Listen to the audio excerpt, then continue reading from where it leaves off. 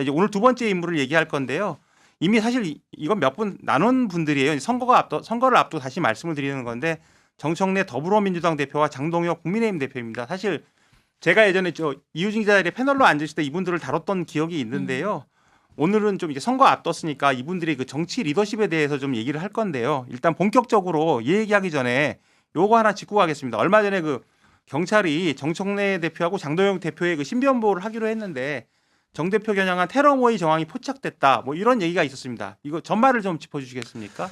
네, 그 사나흘 전에 더불어민주당 이제 선대위에서 브리핑을 한 내용인데 이제 그 SNS 단체방 이런 데서 그러니까 단톡방 이런 데서 집단적인 테러 모의가 이루어지고 있다는 제보가 잇따라 접수되고 있다. 그러면서 이제 수사를 의뢰하고 신변보호 요청을 하고 뭐 이렇게 진행이 됐었고요. 근데 이제 그 선대위 쪽에서 설명을 하기를 단순히 뭐 정청래 대표한테 분노를 표현하는 게 아니라 구체적인 표현까지 좀 언급이 됐다라고 해서 이게 어떤 표현인가에 대해서 좀 궁금증을 많이 낳고 있는 상황이고 정청래 대표 같은 경우에도 이 소식에 대해서 좀 참담하다. 사람을 죽이는 정치가 아니라 살리는 정치를 했으면 좋겠다. 이런 말을 좀 했습니다.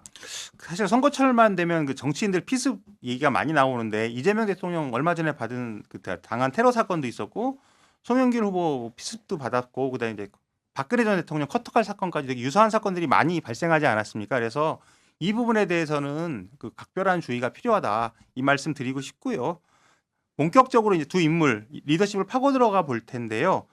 지방선거가 코앞으로 왔기 때문에 두 사람의 리더십이 어느 때보다 중요한 건 사실입니다. 그래서 그 정청래 장동혁 편은 이제 저희가 그때 패널로 말씀을 드렸는데 혹시 두 분께 좀 여쭤볼게요. 정청래 장동혁 대표를 잘 아세요? 저 같은 경우는 사실 국민의힘은 출입한 적이 없고 민주당 출입을 했었기 때문에 뭐 정청래 대표 같은 경우는 제가 왔을 때 그때 수석 최고위원을 했었어요. 근데 그때도 기자들 사이에서 친한 기자들만 만난다. 그리고 기자들 연락을 잘 안 받는 걸로 굉장히 좀 유명했어서 사실 언론 프렌들리한 인상으로 남아 있지는 않는 것 같습니다. 허남서 기자는 어떻습니까? 저는 사실 장동혁 그 대표가요 정치인이 된 다음에 기억은 없어요 오히려. 그리고 오히려 장동혁 대표가 정치인이 되기 전에 판사 시절에 장동혁 대표를 좀 알았거든요. 그 당시에 이제 보면은 제가 처음 안 때가 2016년 초인데 그때 장동혁 대표는 이제 양승태 대법원장 시절이죠. 그 대법원의 법원 행정처 그 소속으로 이제 국회에 파견을 온 판사였어요. 근데 파견을 온 판사인데 이제 좀 상당히 기자들도 많이 만나고 그러고 다니더라고요. 그래서 그때 생각해 보면은 조금 약간 정치에 꿈이 있지 않았나 이런 생각이 드는데 그때 어쨌든 간에 법원을 대표해서 국회에 온 사람이었으니까 그때 저는 이 사람이 뭐 여쪽 사람인지 야쪽 사람인지 뭐 이런 시선으로 보지도 않았고 그 사람이 실제로 그런 것도 없고 제가 처음 장동혁 대표를 만난 자리는 민주당 관계자가 이렇게 껴있는 그런 자리였어요. 그런 자리에서 이제 소개를 받고 만났는데 그 다음부터는 이제 좀 뭐 당시엔 새누리당이죠. 새누리당의 어떤 법제사법위원회 소속 보좌진들 이런 사람들 통해서 많이 모임도 가지고 뭐 저는 솔직히 좀 많이 만났어요. 이분을 그 판사 때는 뭐 한 달에 한 두세 번 정도 술자리 하고 그랬는데 그 당시에 보면 제 기억은 솔직히 그렇습니다. 이 사람은 정치인 외적인 모습으로 봤을 때는 그냥 굉장히 웃긴 사람이고 유쾌한 사람이고 그래서 저는 그때 그런 생각했거든요. 아니 무슨 판사가 뭐 이래 막 그런 생각까지 했어요. 무슨 판사가 뭐 이렇게 웃겨 막 이런 생각을 많이 했고 그리고 그래서 전국에 대한 얘기를 나누는 어떤 파트너라고 아예 생각을 안 했기 때문에 그러지도 않았고 근데 저는 근데 되게 인상적인 기억은 하나 있어요. 그 당시에 제가 어떤 되게 밥을 먹다가 그냥 툭 꺼냈거든요. 아 요새 사법농단 사건 되게 이거 논란인데 좀 어떻게 좀 보고 계시냐라고 했는데 굉장히 애써 침착을 유지하려는 그런 표정 있잖아요. 굉장히 굳은 표정으로 얘기를 하면서 그 사실 사법농단 사건은 저희 그 신문에 저희 신문 출신의 기자분이 되게 열심히 그 의혹을 처음 선도적으로 제기하지 않았습니까? 이제 그 기자를 거론하면서 되게 정제된 표현으로 약간 비판을 하더라고요. 약간 나름의 신념이 굉장히 강한 분 같다. 근데 이게 나중에 보니까 전 그때 몰랐고 어떻게 보면은 보니까 장동혁 대표가 사법농단 사건 때문에 이렇게 좀 약간 참고인 조사도 받고 뭐 그랬던 모양이에요. 그래서 이제 좀 고초를 많이 겪었던 것 같은데 당시에 사법농단 사건을 사실 주도적으로 수사한 검사가 한동훈 대표 아닙니까? 그래서 나중에 저는 깜짝 놀랐어요. 나중에 보니까 한동훈 대표 밑에서 장동혁 대표가 사무총장을 하고 있더라고요. 한대 측근으로 통했죠. 네, 그래서 저는 여기서 약간 어떤 특성을 봤냐면은 이분이 좀 피하 구분이 원래 그렇게 강한 분이 아니에요. 그러니까 지금은 굉장히 어떤 윤호개인 세력을 등에 업고 그쪽의 전사로서 굉장히 강렬한 투쟁을 전개하려는 듯한 사람으로 보이지 않습니까? 근데 사실 그런 사람 아니고 굉장히 뭐 두루두루 다 내 편 약간 이런 스타일이라고 저는 봤는데 정치를 하면서 조금 변했나? 생각을 좀 하고 있어요. 저도 그분이 그 민주당 관계자한테 예전에 들은 얘기는 그 더불어민주당을 통해서 총선 출마를 하려고 했었다. 이거 타진했던 거는 맞는 것 같고, 근데 그때 민주당에서 우리 자리가 없어서 안 받아줘서 저쪽으로 넘어간 것으로 안다. 저는 이렇게 들었고요. 저도 여담 하나 말씀드리면 지난 방송 때 정청래 편에서 제가 이제 돌려 얘기를 한번 했었는데 정청래 대표가 이렇게 프렌들리하지 않다고 이유진 기자가 말씀을 하셨는데 저는 이게 어떤 건지 저는 좀 알거든요. 그러니까 저는 제가 열린우리당을 그 시작 시절에 이제 정청래 대표 초선 시절에 봤었는데 좀 말을 이렇게 애껴하지 않으시고 싫은 건 싫다고 얘기를 하시고 좀 직설적이고 때로는 좀 거칠다 싶을 정도로 말을 해요. 그래서 기자들이 좀 불편해하는 경우도 있었고 좀 이렇게 꺼리는 기자였어요. 그래서 예전에 그 좀 둘이 비슷하면서도 다른 기자가 또 의원이 누구 있었냐면 정봉주 의원.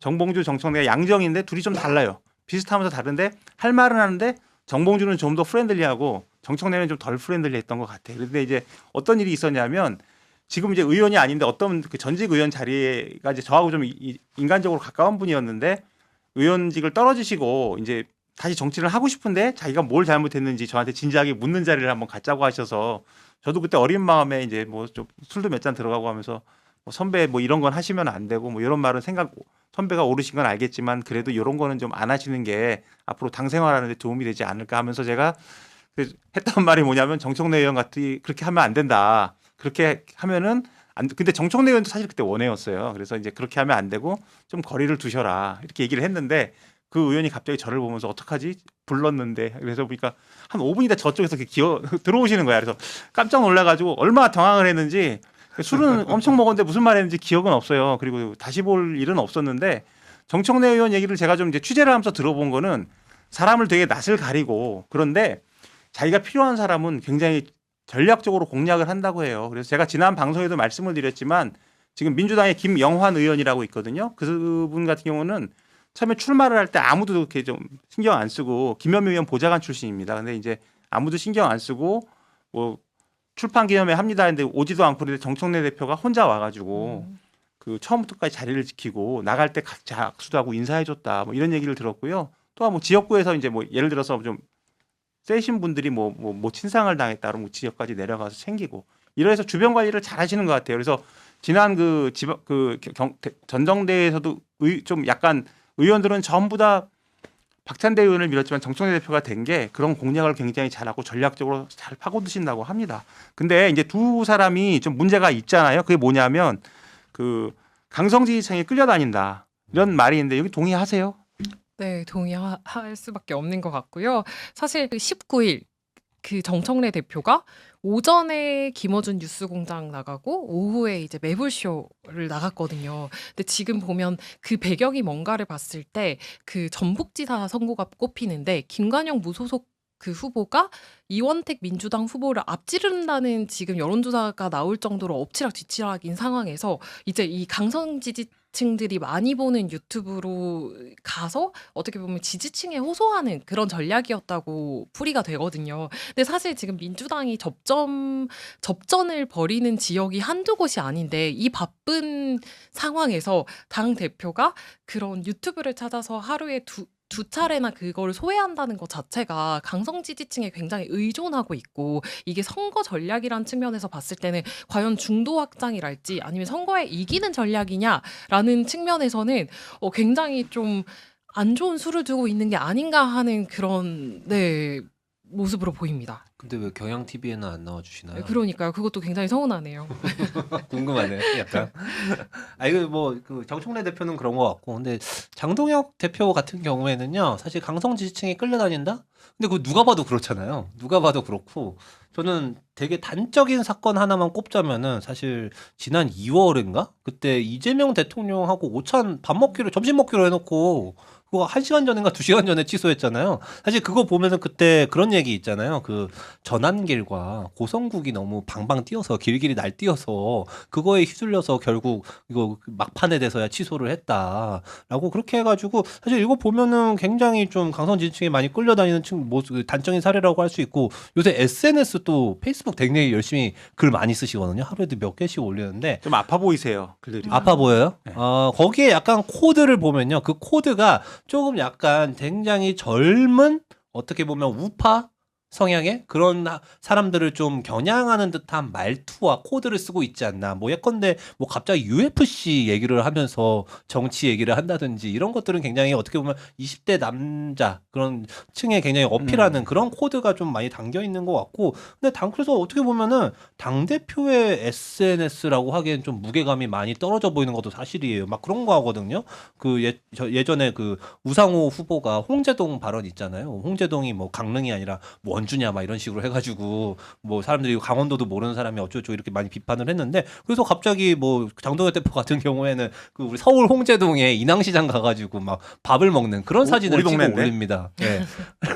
그런 사진을 찍어 올리면서 보면서 아 저게 당 대표가 지금 선거철에 하고 있는 퍼포먼스가 저게 맞나? 약간 이런 생각이 들거든요. 그러면서 보면은 좀 무게감이 좀 떨어지는 뒤에 것도 말씀드리는데 사실이에요. 좀 예. 그냥 제 일감은 좀 눈빛이 좀 다르세요. 뭐 음. 정상인의 눈빛이라고 보기에는 좀 뭔가 약간 좀 아. 뭔가 많이 업이 돼 있는 것 같은데. 그렇죠. 그 많이 고양돼 업이 돼 있죠. 있는데 그 업이 정상적인 판단에 의한 업인지는 잘 모르겠는. 뭐. 아마 윤어게인의 세례를 좀 많이 받아서 그렇지 않을까 싶긴 합니다. 자, 오늘 그래서 어쨌든 인물 비상구를 하긴 하는데 오늘은 약간 시사 예능 톤으로 한번 시도를 해볼 텐데요. 우리가 그 육각형 인간 이런 말을 많이 하잖아요. 균형 잡힌 인간. 뭐 저하고는 큰 상관은 없는 얘기인데 여하튼 이 두 당대표 리더십을 육각형 그래프로 한번 분석을 해보겠습니다. 그래서 일단 우리가 추려보면 소통력, 결단력, 통합력, 체력, 위기 대응 능력, 선거 능력 이렇게 6가지로 한번 꼽아봤는데요. 너무 이 기준들이 많으니까 요 3가지만 딱 꼽아서 말씀을 드리겠습니다. 일단 소통력과 선거 능력, 체력. 그런데 이 두 분을 한번 점수를 한번 매겨 보셨어요? 체력 이거 어떻게 알죠, 근데? 뭐 제가 뭐 장동혁 대표하고 팔씨름을 해본 것도 아니고. 그럼 가능한 소통력은 어떻게 보세요? 소통력. 정청래 대표 소통력 어떻게 보십니까? 저는 소통력, 정청래 대표, 장동혁 대표 전 다 점수가 똑같은데요.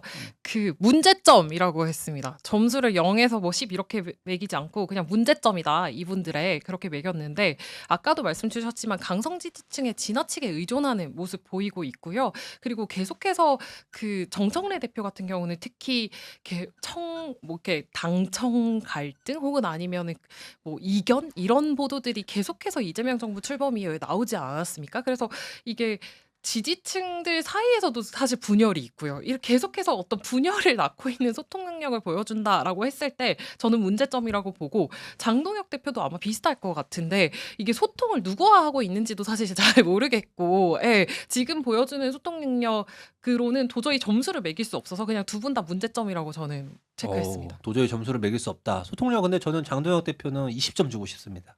20점. 20점을 드리고 싶은 이유는 이제 한 윤어게인의 지지층 그 숫자가 한 넷으로 따지면 한 20% 최대 잡으면 20% 된다고 보거든요. 거기 상대로 소통을 하고 있으니까 자 그러면 20점이다 이렇게 볼 수 있을 것 같습니다. 100점 만점이잖아요. 정청래 대표는 어떻게? 정청래 대표? 정청래 대표는 제가 잘 모르겠는데 정청래 대표가 지금 경향 TV 안 나오고 지금 매불쇼와 검공만 나가고 있는 거 아닙니까? 그러니까 그러면은 이제 아쉽게도 한 50점 그 정도라고 생각할 수 있을 것 같습니다. 저희 나오면은 100점 드릴게요. 근데 이제 우리가 아까 그 이유진 기자 잠깐 얘기했지만 허남들 기자도 이야기하고 이 누구와 소통하고 있는가 굉장히 중요한데 뭐 정청래, 김어준, 장동혁, 고성국 이렇게 좀 얘기를 하고 있잖아요. 그래서 이런 구도가 그려지는 거에 대해서는 좀 어떻게 보세요? 구도가 그려진다. 그러니까 정청래는 뒤에 김어준이 있고 장동혁 뒤에 고성국이 있는데 이 그냥 단순한 걸 넘어서 이 두 사람을 이렇게 비교를 하는 듯이 지금 구도가 만들어지잖아요. 그러니까 정청래의 장동혁인데 뒤에는 그래서 김어준과 고성국이 마치 무슨 좀 뒤에 있는 무슨 이데올로기처럼 이렇게 돼 있는 이런 모양새가 만들어지는 거에 대해서 어떻게 보세요? 그게 만들어지는 거는 사실 굉장히 좋지 않은 현상이죠. 좋지 않은 현상이고 아까 뭐 정청래 대표가 이제 지금 암살 모의 뭐 이런 거 지금 논란이 되고 있는 거 아닙니까? 근데 사실 암살 모의의 배경에는 그런 정치 양극화, 팬덤 정치가 너무 나아간 모습들이 그 배경에 깔려 있다고 보거든요. 근데 그 팬덤을 지고 흔드는 사람들이 누굽니까? 그게 사실 고성국 전환길 같은 분들이란 말이에요. 그분들이 계속 그 팬덤을 지고 흔들면서 이걸로 정치인을 마치 거기에 포박하듯이 정치인의 목을 자꾸 끌고 가듯이 하는 그런 모습들을 계속 보이고 있고 그러면서 지지층들은 거기서 어떤 일종의 정치적 효능감을 느끼는 거잖아요. 우리가 전환기를 통해서 고성국을 통해서 이렇게 하니까 저 사람 우리 말대로 따라오네 효능감을 느끼니까 계속 그렇게 한단 말입니다. 계속 그렇게 하면서 좀 이것이 걷잡을 수 없이 어디로 나아간 듯한 그런 모습이 보여서 이거는 좀 그렇게 좋지는 않은 모습 같다. 정치인이 그 뒤에 누구 이데올로그를 둘 게 아니라 스스로가 이데올로그가 돼야 되는 그렇게 해야 바로 정치인의 매력이 사는 것이고 그게 바로 정치의 본질인데 그렇지 못하고 이렇게 끌려가는 모습 주도권을 내주는 모습은 좋지 않다고 생각을 합니다. 저도 마찬가지로 그 거대 양당 대표가 책임지지 않는 유튜브 권력을 뒤에 두고 지금 어떻게 보면 정치 대결을 펼치고 있는데 너무 위험한 것 같다는 생각이 들어요. 사실 그 정치라는 게 굉장히 책임도 따르는 일들인데 지금 일련의 어떤 그 유튜브를 등에 업은 정치들의 모습을 봤을 때 문제가 생겼을 때 뭐 당연히 정청래 대표나 뭐 장동혁 대표는 책임을 질 수도 있고 뭐 어떤 결단을 해야 될 수도 있지만 결국 그 상황으로 불리는 그 김어준 씨나 고성국 씨 같은 경우는 남아서 또 누군가를 또 대리인으로 세워서 또 현실 정치에서 어떤 영향력을 펼칠 수도 있는 거잖아요.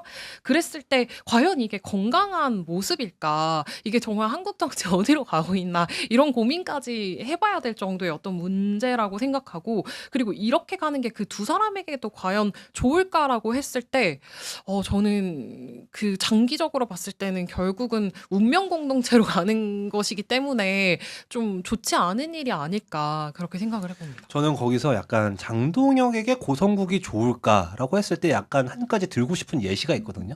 그러면은 장동혁 대표는 황교안 총리의 현 모습을 현 주소를 보면 됩니다.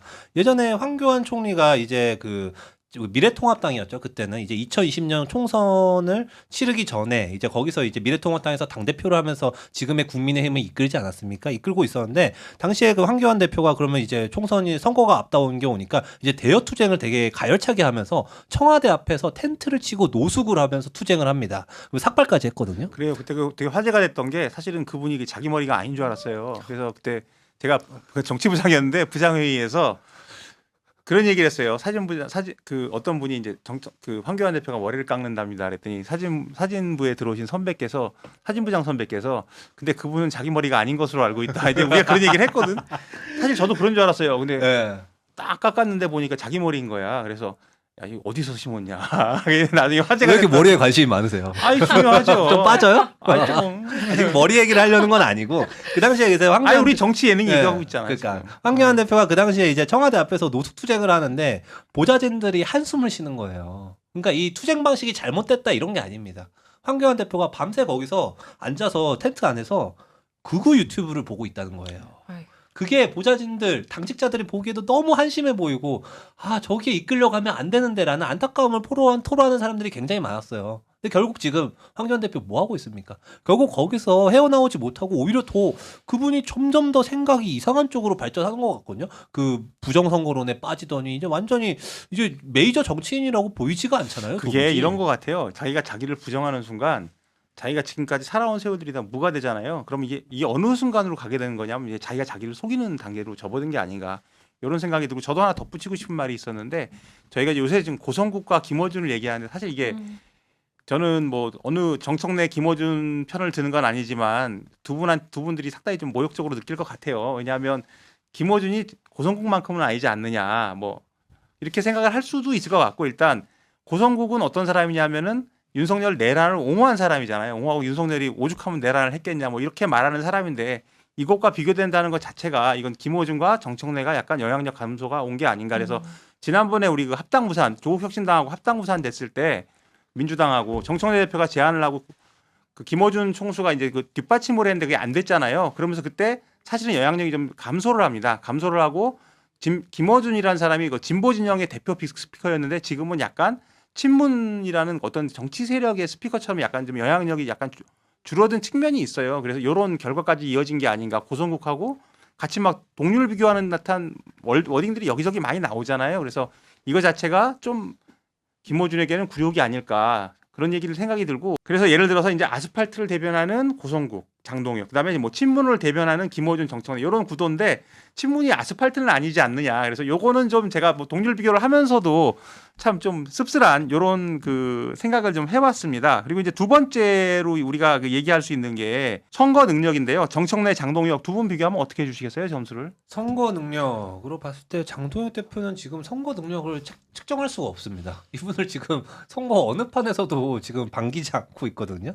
예컨대 지금 장동혁 대표가 중앙선대위 회의를 하면은 그 선대위에 주요 간부들도 지금 참석을 안 해서 뭐 한 7명 있으면 2명 오고 뭐 지금 그런 상황이라는 거 아니에요. 근데 사진 보면 굉장히 해맑으세요. 네, 근데 항상 그 반들반들한 피부로 굉장히 환하게 웃고 있어가지고 그래서 도대체 제가 눈빛이 정상이 아니라고. 그러니까 이게 맞는 그림인가 싶은 생각이 들죠. 근데 사실 조금 그런 기류는 있어요. 오세훈 후보 같은 경우에 요새 좀 지지율이 올라서 자신감이 붙었는지 워딩이 좀 약화되긴 했습니다. 예전에는 장동혁 대표 보고 절대 오지 마 이거였잖아요. 근데 지금은 굳이 오지는 않았으면 좋겠다. 약간 이런 식으로 좀 약화되긴 했거든요. 그러니까 그쪽에도 약간 유화적인 제스처를 보내면서 그쪽 지지층도 좀 달래는 그런 것 같은데, 근데 어쨌든 간에 지금 보면은 제가 여기 오기 전에 그래서 그 서울시장 선거 치르는 국힘 쪽 관계자한테 좀 물어봤어요. 그래서 그냥 카톡으로 물어봤는데, 야, 지금쯤이면 장동혁 다녀도 괜찮지 않아? 라고 했더니 깜짝 놀라면서 서울에? 이러더라고요. 그래서 형 서울에 뭐 지금쯤이면 뭐 지지율도 많이 올라오고 괜찮잖아 이랬더니 답이 딱 이런 겁니다. 아, 그나마 안 다녀서 이 정도 나오는 거다. 그리고 그런 말도 그렇게 생각할 수도 있어요. 경향신문 기자가 지금 일부러 우리 망하라고 유도 질문 던졌다. 진짜 그런 얘기 있어요. 그래서 장동혁 대표가 아니, 내가 출입을 해봤으니까 알지. 네, 극단적인 농담하는 사람들도 있습니다. 진짜 국민의힘 쪽에서 장동혁 대표가 일부러 서울시장 선거 뛰러 나갈 것이다. 지원하러 나갈 것이다. 그렇게 해서 오세훈의 발목을 잡아서 지금 장동혁 대표는 지금 잠재적 대권 그 경쟁을 할 사람들을 다 제거하고 있다는 거 아닌가? 뭐 한동훈부터 이진숙까지 해가지고. 근데 오세훈이 남았잖아요. 오세훈은 어쩔 수 없이 서울시장 후보 됐는데 제거해야 되거든요. 그러면 이제 일부러 자기가 선거를 뛴다는 거예요. 막 그런 독한 농담이죠. 독한 농담을 하는 사람들까지 있어요. 그러니까 눈빛이 너무 맑아요. 제 눈빛은 어떤가요? 착하지. 정청래 대표 선거 능력은 어떻게 보세요? 정청래 어떻게 보십니까? 저는 사실 아까 뭐 그 소통력 문제점 했으니까 이번에도 컨셉을 유지해서 선거 능력은 낙제점으로 했는데요. 이게 진짜 그 당 지도부의 그 선거 능력을 보는 그 지표 중에 하나가 지역에서 한 번만 와달라. 와서 좀 당대표가 와서 유세 좀 같이 해달라. 이런 얘기를 듣는 게 이제 좋은 거고, 그다음에 안 좋은 게 이제 오지 마라 소리 나오는 게 진짜 안 좋은 거잖아요. 근데 지금 분위기로 보면은 그 정청래 대표를 오라는 사람이 없다는 거예요. 그래서 최근에 이제 하정우 그 부산 북갑 후보도 라디오에 나와서 그 최근에 오빠 논란도 있었지 않습니까? 그 정청래 대표가 초등생 상대로 하정우 오빠라고 불러봐라라고 했다가 엄청나게 이제 역풍이 불었었는데, 그 이후에 이제 뭐 당 지도부 관련된 얘기를 하다가 지역에서 지금 대표 왜 안 오냐 이런 말이 없다. 그냥 이런 정도로 얘기를 하더라고요. 근데 이게 분위기가 부산 북갑뿐만 아니라 지금 험지인 영남도 마찬가지고, 뭐 지금 그 텃밭인 호남도 그렇고요. 지금 정청래 후보가 오는 데를 반기는 캠프가 없다라는 말이 나올 정도니까, 왜냐하면 가면 구설이 생기고 약간 논란이 생기니까 이런 점으로 봤을 때는 사실 좀 낙제점이 아닌가. 예, 한번 다른 전략을 취해봐야 된다. 네. 그리고 또 하나 뭐 첨언해드리면은 이거는 이제 정 대표가 어떤 자기가 구사해온 정치 전략과 전술하고도 좀 관계가 있는 것 같아요. 본인이 모든 사람을 품는 게 아니라 지지층을 딱 겨냥을 하고 자기가 필요한 사람을 콕콕 집어서 그 핀포인트식으로 그렇게 공략을 하고, 아니면 또 그분이 지역구에서는 완전히 신이라고 들었어요. 지역구에서는 뭐 그렇게 인기가 있을 수 없대. 그러니까 자기가 필요한 곳에 가서는 잘 하는데 아무래도 이제 좀 대중 정치인으로서 크게 말하는 것들 자체가 좀 세고 하다 보니까 이게 좀 거부감이 있는 게 아닌가. 근데 이제 장동혁 대표처럼 그렇게 또 막 나가는 건 아니니까 오지 마 이렇게까지 말은 안 하는데 굳이 와주세요 이런 말은 좀 안 하는 그런 상황으로 좀 보이는 것 같아요. 그리고 이제 마지막으로 지표를 따져보는 게 체력입니다. 체력. 근데 선거판에서 체력은 국력인데 그 우리 이제 아주 원초적인 질문으로 정청래하고 장동영하고 누가 더 셀 것 같아요? 저는 근데 이거 약간 우리가 어떻게 알아? 이거긴 한데 가늠해 볼 수 있을 것 같은 게, 그 장동혁 대표가 그 내란 전담 재판부 그 설치법 할 때 필리버스터를 했잖아요. 그때 24시간 1분인가 그 신기록을 세웠단 말이죠. 근데 제가 봤을 때 요거 아무나 하는 거 아닐 것 같긴 하거든요.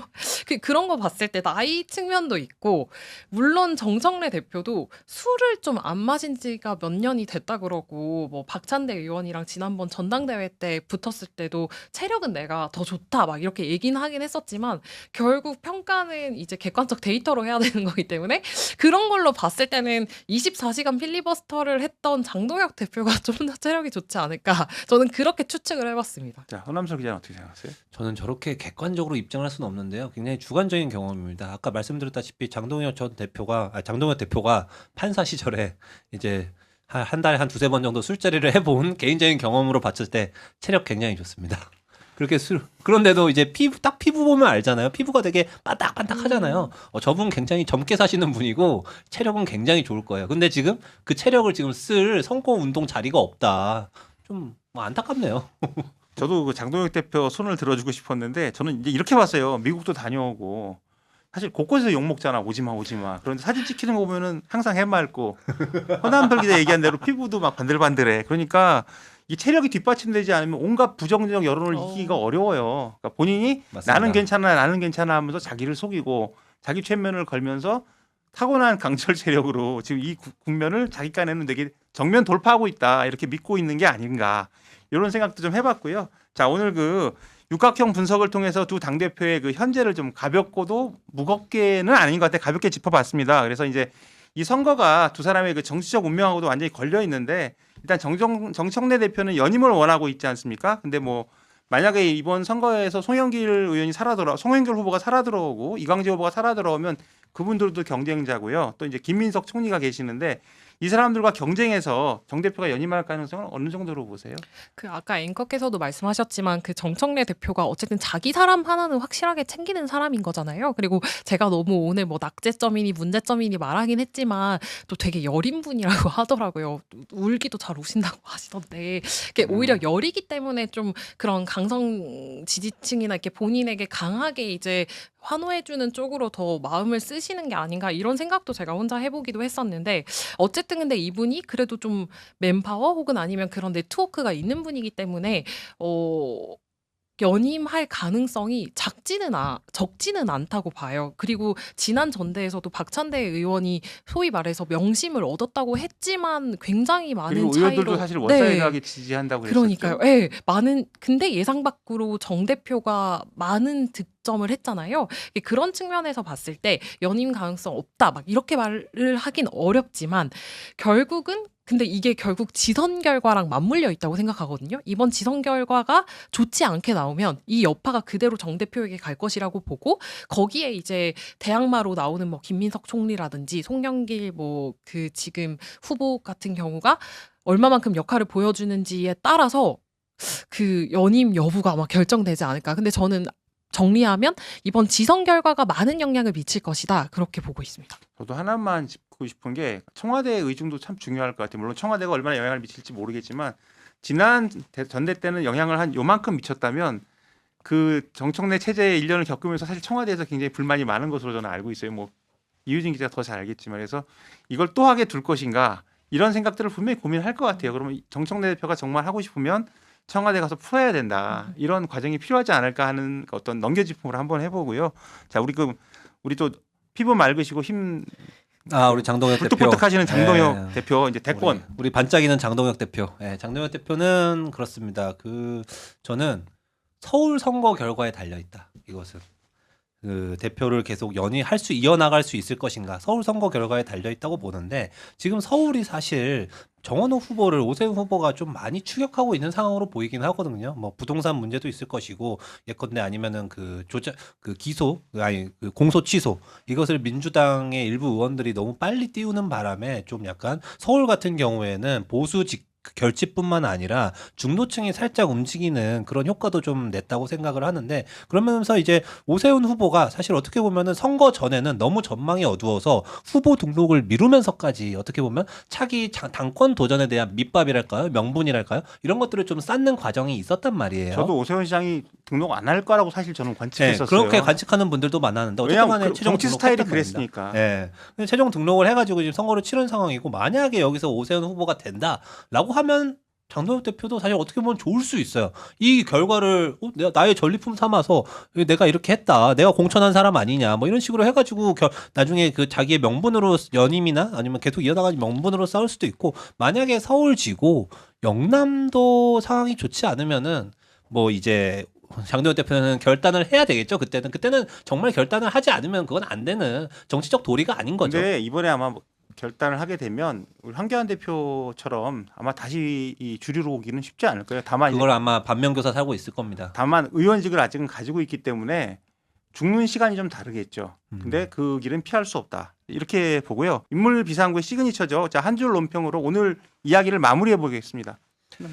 네, 저는 오늘 첫 코너로 준비했던 김용범 정책실장 이분의 얘기를 좀 많이 살펴보다 보니까 저는 솔직히 약간 용며들었다 이분께 약간 그런 생각이 들거든요. 심하게 동화된 것 같아요. 네, 약간 좀 그랬죠. 제가 오늘 좀 그랬는데 그래서 약간 이분에 대해서 저는 이렇게 정리를 했습니다. 김용범은 영혼이 있는 관료다. 이게 사실 공무원들 보면서 영혼이 없다 비판을 많이 하잖아요. 근데 제가 볼 때 김용범 실장은 영혼이 있어서 어떻게 보면 장점이면서 문제이기도 한 거예요. 이분이 그 영혼을 주체하지 못해서 뭐 여러 가지 이야기들을 페이스북에서 많이 하고 국회 가서 많이 하고 그러면서 논란이나 시비거리가 되기도 하고 어떤 한쪽에서는 또 환호하기도 하고 그런 양면성이 좀 있는 것 같습니다. 그래서 김용범은 영혼이 있는 관료다. 저는 이렇게 정리하겠습니다. 나머지 두 분은 뭐 딱히 뭐 그게 크게 관심이 없어서요, 사실. 그럼 제가 그 두 분에 대해서는 제가 한번 해보겠습니다. 저는 정청래, 장동혁, 정장 브라더스 극단은 닮는다 이렇게 한번 해봤는데요. 그러니까 어쨌든 정치적 스탠스는 다르고 어쨌든 다른 정당에 있는 두 분이지만 좀 양극단은 닮는다는 거를 두 분이 좀 보여주는 게 아닌가 그런 의미에서 좀 극단의 정치보다는 좀 모두를 아우를 수 있는 그런 정치 건강한 정치를 두 대표가 좀 해줬으면 좋겠다 이런 바람으로 마무리해봅니다. 두 분이 이 말씀을 듣고 좀 새기면서 좀 더 좀 말과 언행을 좀 조심조심 가져가면 좋지 않을까 이런 생각을 해보면서 이제 오늘 프로 마무리할 건데요.